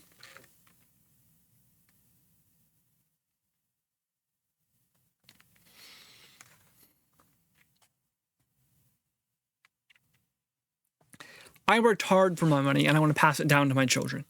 I worked like a dog. I suffered for this money, and I want to pass it down to my children. I want to pass my house down to my children. Yeah. So what? I'm rich. I worked for it. My parents worked for it, and it's in my family. This money has come together. And who is the government to take it from me? Who is the government to impoverish my children? Who is the government to say that I owe them money for dying? And if you're the child, I mean, can you imagine how annoying and rage-inducing it is to like inherit a house and then be told that you owe taxes?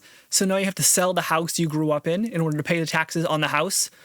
So you didn't inherit the house, you inherited a pile of money. And that's nice, but you literally cannot choose to keep your house unless you yourself have the funds to cover the taxes. So the government is saying, you must work as an individual in order to even earn your inheritance, earn the house that is going to be yours one day.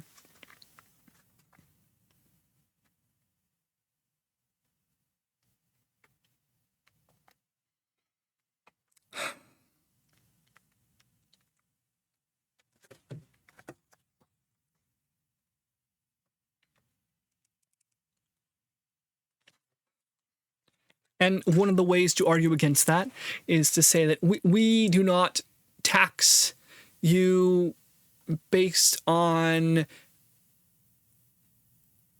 how we don't tax you just on a flat rate, right? We don't say, oh, you inherited a house and now you owe us $10,000, right? Because that means it's somebody who inherits a hovel or someone who doesn't have a lot of money might not be able to pay that $10,000 tax and loses the house. Meanwhile, the super rich pay the $10,000 tax without looking back on the 7 houses they inherited. And it as nothing. So that seems odd too. Like the poor can lose their house, but the rich can't. So, or you say, hey, I worked hard for my money, yeah, but also James over there, he didn't work hard for his money at all. He inherited it from Poppy. And Poppy may have worked like a demon, but why is James over there now a multi-millionaire when he didn't do a damn thing to earn it except get born? That's also annoying too to hear about. This idea in the United States is the idea of a meritocracy is you worked hard for your money and you deserve that money. You are owed that money. The government should not take that money away from you. It has no moral right to do so. And this holds true for the most part, but it is also a fact of life that for the vast majority of human existence, there have been the super rich and everybody else. The middle class as we know it today is a very modern invention. It's a very, very new thing in the history of humanity. The nation's income tax and inheritance taxes are ways of producing revenue without destroying commerce, right? Because you have to sell your house doesn't mean you can't buy a new house somewhere else. Because you have to sell your house means that more houses are put on the market and money moves. So this is good for the economy of the country, and it may be injurious to individuals. So there are very good arguments for inheritance taxes and income taxes. But we begin to enter a sort of a new problem here. Progressive taxes or non-progressive taxes. Do we have everybody's at 10%, or do we have the ultra rich pay more? Do we have businesses who are doing extra well pay more? Do we have large businesses pay more than small businesses because they can afford it? It's a bit of a conundrum. From what I've read and observed, I think progressive taxes are a good idea at a certain level. But I understand why they're also dangerous. It's a slippery slope. And like in all slippery slopes, you have to, I think, not have to, but, okay, say you have a slippery slope problem. We're going to have progressive taxes. And this is dangerous because the taxes could rise to such a high level that there is no middle class, there's no rich class. You can't make it. That hey, I made $20,000 last year and I have to pay 85% tax on that in order to keep the welfare communist whatever state going. Like, this is bad. At the same time, if taxes are not progressive at all, and the rich keep getting rich, the poor keep getting poorer, because that's economics. That's how money and math works. As long as we maintain, the style of ownership and the more or less normal levels of inflation and so on. If the world stays steady, then capital becomes concentrated in fewer hands. That's bad also. And yet, which side do you aim at? It's annoying to hear that Timmy inherited $5 billion. It's another thing to hear Timmy inherited $2 billion in a house. I'm like, hey, that's not that bad. It's another thing to hear that Timmy inherited $20,000, and you're going, that kind of sucks for you. I've got a house.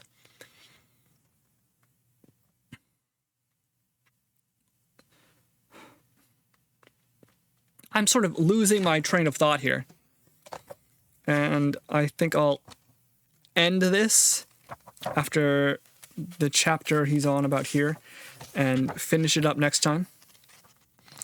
Hopefully being a little shorter. We'll see. But he says here, there is probably no scheme of oppression and taxation more effective than runaway progressive rates. A critic of the matter of this period put the matter in simple terms: what would you say of a baker or a grocer or any merchant who would demand for the same commodity a price varying with the wealth of the purchaser? Because that's really what's going on, right? It's saying, hey, you, Mr. Poor Guy, for all the government services you get, 5%. And hey, you, Mr. Rich Guy, for all the government services you get, 50%. But of course, it's not quite that simple. So progressive taxes are thought of in a certain way. He's paying 50% taxes, he's paying 10% taxes. So he's paying a higher tax. That's not what's actually happening, right? The progressive taxation is applied to successive levels of income. So person A made $20,000, he pays a 10% tax. Person B made $20,000, he pays a 10% tax on that $20,000. But if person B makes $50,000, then he pays 20% on that 10% on that $20,000, and then 15% on the next $30,000. So he's paid a progressive rate actually of like 8.7%. 8.75, sorry, like 11.75% or something like this, overall on his money. So we're charging you the same, it's just that one of you is making more money than the other. And you pay progressive charges on these so that it becomes harder to make your next dollar. It becomes more difficult to make your next $10,000. It is more work to make $5 million than to make $1 million 5 times. It is you actually spend more effort. It is not as efficient to make $5 million than it is to make $1 million 5 times. So the answer becomes a little more complicated than just flat out, hey, you're rich, so you pay more. No, you pay more on the money you made that is rich. So that everyone gets. If you're poor and $10,000 and you're rich and you only made $10,000 a year, then we're going to treat you like a poor person because that was your income. This, of course, has its own problems eventually, based on wealth and so on. Like if you own your house, or your house is in a rural area without a lot of services for it, you don't pay for garbage, don't pay for electricity because you live off grid, don't pay for sewage because you have a septic system, and so on. But then maybe that is matched by you have to pay higher insurance costs because you live in the middle of a forest that can catch on fire. It gets a little more complicated. What I'm trying to say here is taxes are complicated, and that isn't very helpful, but go back, the slippery slope argument.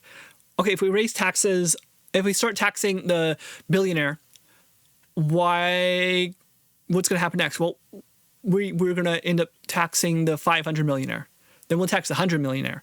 Then we'll tax the 10 millionaire. Then we'll tax the millionaire. Then we'll tax the person who made $100,000 last year. Then we'll tax the person who made $20,000 last year, right? And progressive taxation explodes.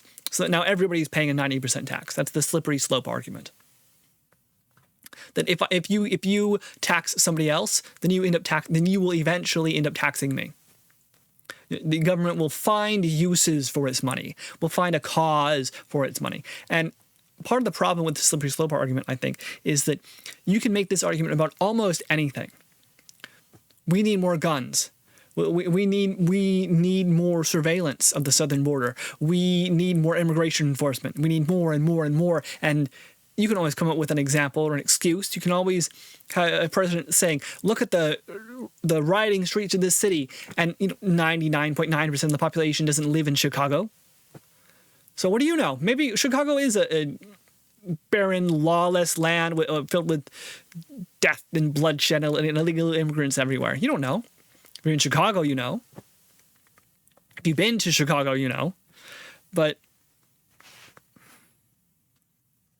the government can always come up with an excuse. So I feel that part of the problem with the slippery slope argument is you can match the slippery slope argument, right, by ignoring it, by removing it, by saying that we will not even begin to enter into progressive taxation because that leads down the slippery slope to 90% taxation on everything for everybody. Right? You can say we won't even begin to do this thing because once we start, we will never stop. It'll get worse and worse and worse. We won't even begin to talk about racism because once we do that, then all of a sudden we will start to be racist. And once we've begun to be racist, we will keep being racist until we end up back in slavery days. A slippery slope argument, again, just in a different way, And so you avoid all talk of racism or taxation or defense or immigration, right? It's like having a talk with a relative about a political issue. Once you start talking about, Israel or Russia or China, well, then we're going to end up in a shouting match across the table, screaming at each other, and it will break the whole relationship off, and we'll never see each other again. And there'll be this giant rift in the family, and all because I had to say something about a country that my relative disagreed with. And no, that's not how it has to work, right? Yeah, that is possible. That is how slippery slopes work. But they don't have to. You can stop. You can hold back. And how do you do that? You have reason. You have a reason for why something is applied. Because if a reason can be used to extend an issue, a reason can also be used to pull back an issue, right? Look at all the illegal immigrants and problems in Chicago that we have to send troops, or in Portland we have to send troops. Well, let's go look at the actual statistics.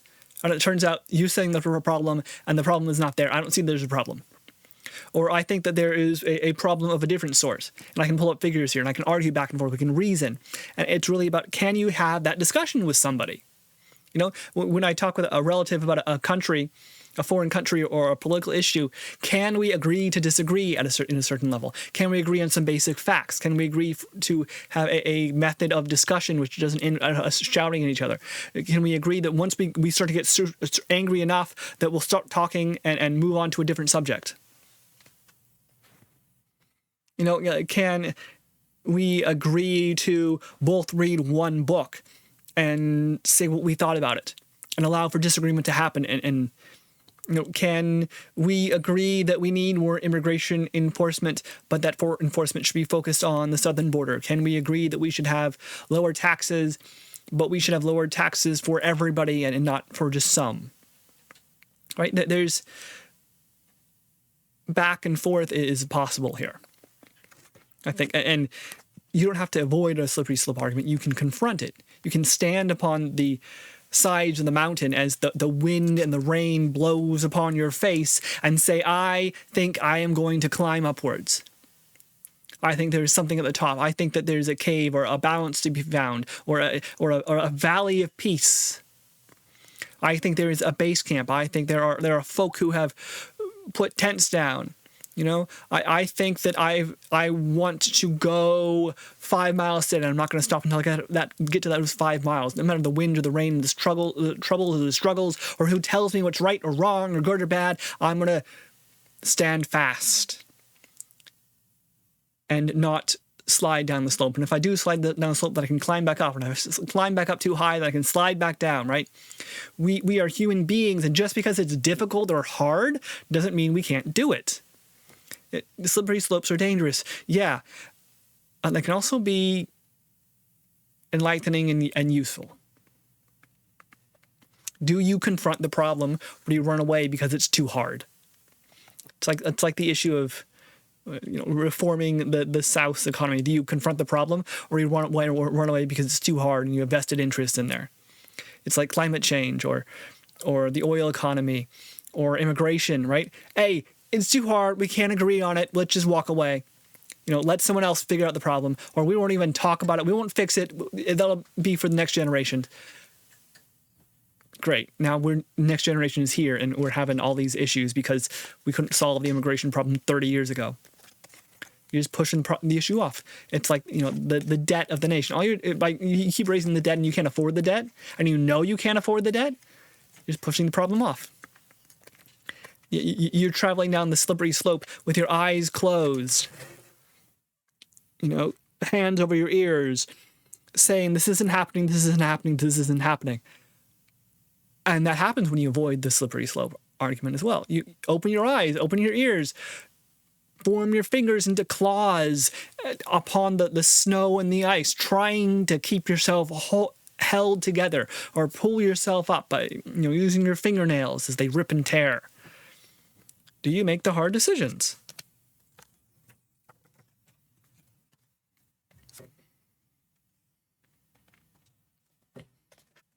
Okay. It says, one of the rationales for representative democracy is that the representatives must accept for themselves whatever burdens they put upon their people.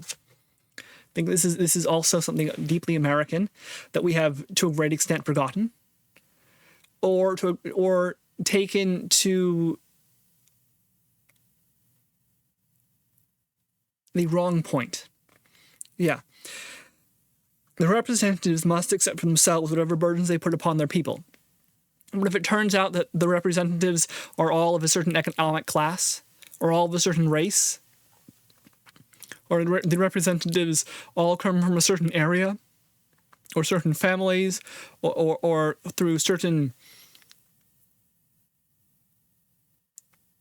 jobs, careers, that's why they arrive to the seats of power, then they may accept the same burdens as the people, but that doesn't mean the same burdens affect them. It's like the progressive taxation, right?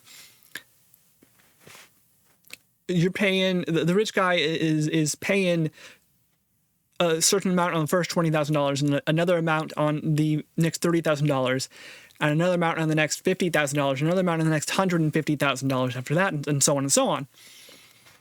And the poor guy is only paying a certain amount on the first $20,000 he makes and none of the other progressive taxes. So the rich guy goes to the poor guy and says, hey, I want to pay the same effective tax rate you do. And to the poor man, this sounds perfectly reasonable. But in reality, what it means is the rich guy is saying, I want a tax reduction. And that sounds a lot less interesting, right? When you already have progressive taxes and you say, I want a tax reduction. You don't say that, right? Instead, you argue, I want equal taxes.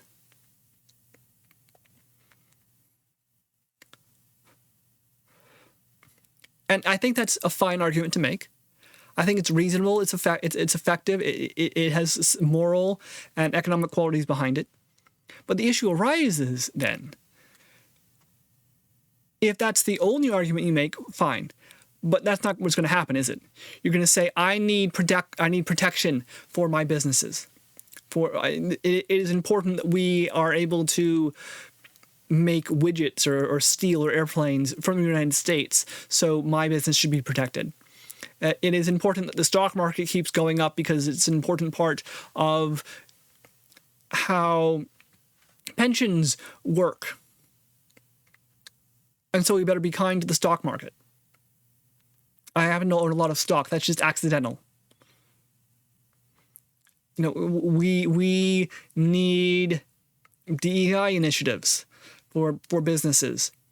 And, Black folk or Native American folk have not been able to benefit from the same issues white folk have. And so I need a tax break. I need some benefit. This just goes to represent that, left or right, good or bad. There's always a reason you can come up with why I'm special. I'm different. It can be the present moment, protective of some American quality. It can be for historical issues, DEI issues. It can be for future issues. Look how things are going to be bad. It can be for present. It can be for foreign issues. China is subsidizing their car makers. Why can't we should subsidize our car makers? And so I shouldn't pay. And so I should pay equal taxes to everybody else, but also get certain tax benefits or get certain subsidies for other important reasons. And everyone is going to act like this unless you have taxes that are so low that the government has no money to give out, no handouts to give out, and no tax breaks to give out, which you can argue that, right? A small, weak government is a reasonable government. It makes sense. It's just that then you have a small, weak government. And are you prepared to accept that? Are you prepared to do away with Medicare and Medicaid? Are you prepared to do away with Social Security? Are you prepared to have 2 fleets instead of 7 fleets? Are you prepared to have fewer inspectors and fewer policemen? Are you prepared to have the courts run even slower? Like, if that's what you want, then go ahead and vote for it and wish for it. And this isn't an issue for me. I get it. Okay, that's what you want, and you have a moral and reasonable idea behind it. Go ahead.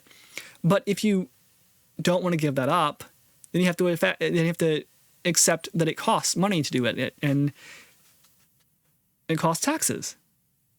And so, again, it comes to confronting the problem. Are these taxes working? It's not about right or wrong, good or bad at this point, because progressive taxes, I'm not arguing here for moral reasons that the rich man should pay more. There's no straight up, moral reason the rich man should pay more. He has more, he should pay more. No, it is a purely economic idea that concentrated riches lead to a different type of society that I don't want.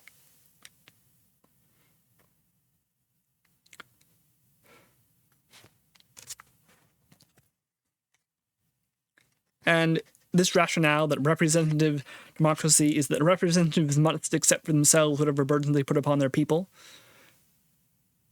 It is this idea of equality, of treating everyone equal. And yes, that's a good and moral quality to have. But you can see it another way as well. Equality can come from treating everybody equal, but it can also come from balancing extremes. Are you super rich? You pay higher taxes. Are you a representative with a lot of power? You have less privacy, for example.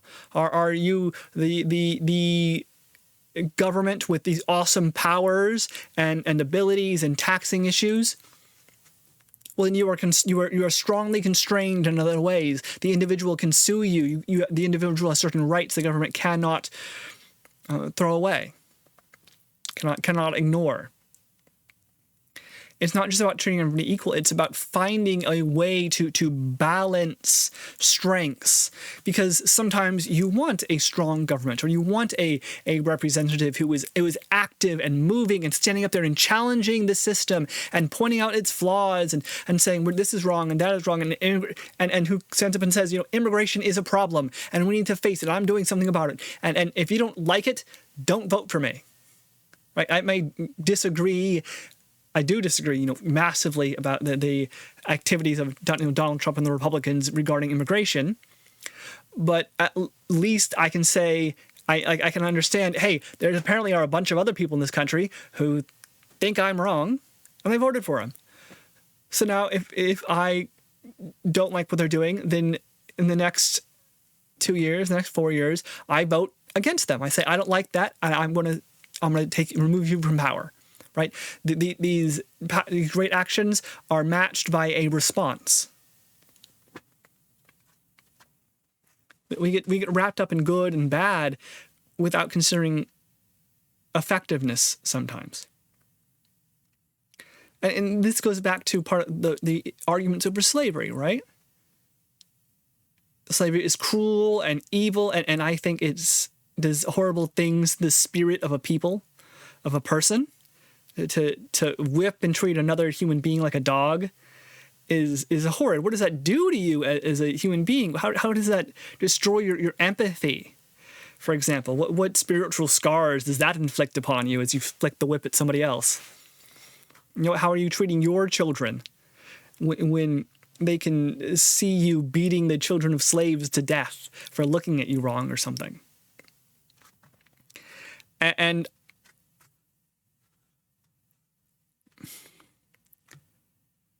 it's, if you want to, you can also argue in slavery and say that it is economically foolish.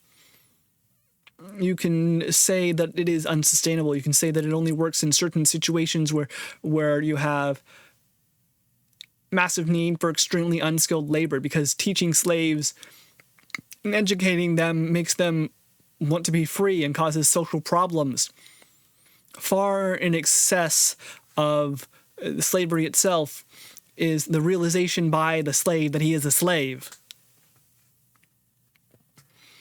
It's one thing to think in your head, oh, people were slaves. It's another thing to know that there were slaves who never learned to read or write, who heard maybe some stories of what it might have been like in the North, who lived in the same place for 30 years, knowing the same people, who don't know who their parents were, where they came from, who are sort of vaguely aware of the Bible and Christianity, but in a different way than their overlords, and so they create their own methods and the gospel songs in their own communities and whatnot. To realize like what we've done to ourselves as a nation is frightening. Not seeing it simply through a moral fashion, but does it work? It's like the taxes in the American Revolution. Why did the Americans rebel against the English? Not because they were paying too much money, because they took the money in the wrong way, because they weren't representatives.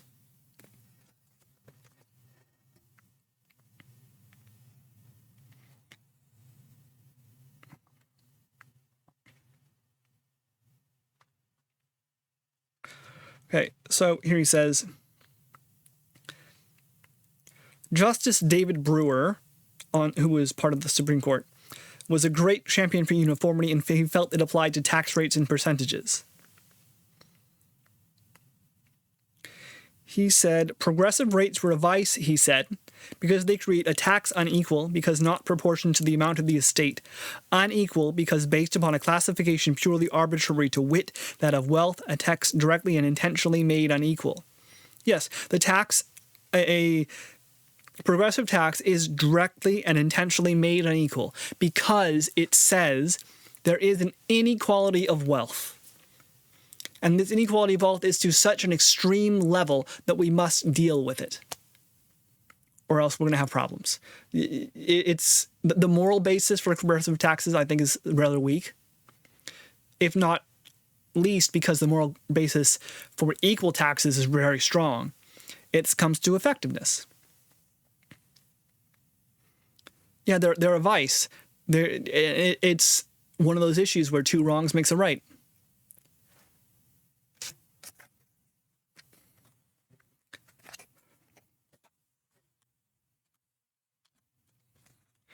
So the author here doesn't like this. He thinks that progressive taxes are dangerous. He thinks that income taxes are somewhat dangerous because the government has to know much about what you're doing, and a government that knows what you're doing will eventually seek to control what you're doing. This is another slippery slope argument. And I think it goes back to, we think of the government as all-powerful movement, but the government is subordinate to the will of the people.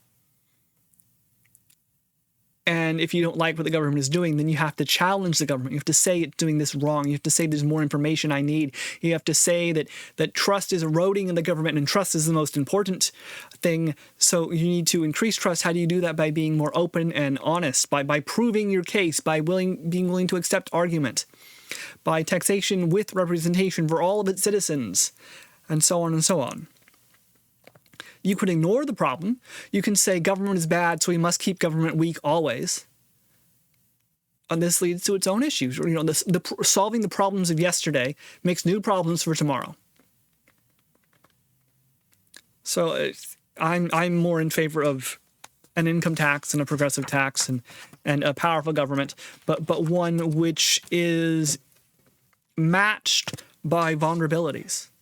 One which is matched by the ability of an individual to challenge the entire system, to stand up in court and say this is wrong, and not to have that take years and decades and require money. If only the rich can become involved in the legal system, if only the rich can sue the federal government, then the federal government is controlled by the rich because they're the only ones who can challenge it.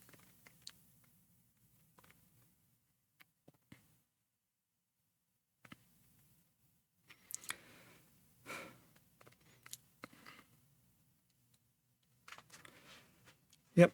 Okay, so next we'll talk about the income tax and how it rises to eventually 91%. And he's going to talk about other countries, the offshore world, evasion issues, and so on. And I think we'll be able to finish this book next time. I've been going on about the South and taxes and government in general, because I feel like it's all linked together. The Impact of Taxes on the Course of Civilization is the title of the book.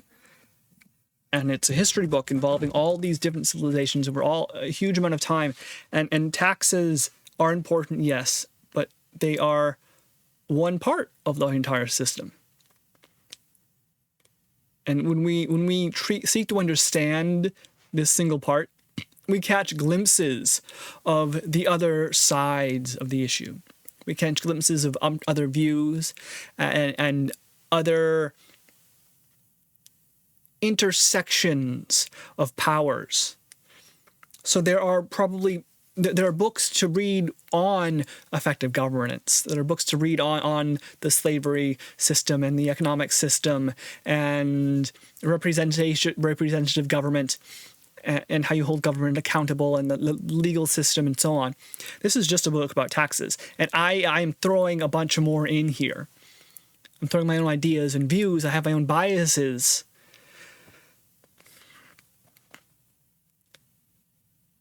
I feel that the fact that I am able to do this really does show how much of a case there is in a book like this for taxes having a huge effect. Whether they're cause or symptom or a mix of the two. It's quite interesting. It's a book about taxes, yes, but it's not only about taxes. It's about civilization.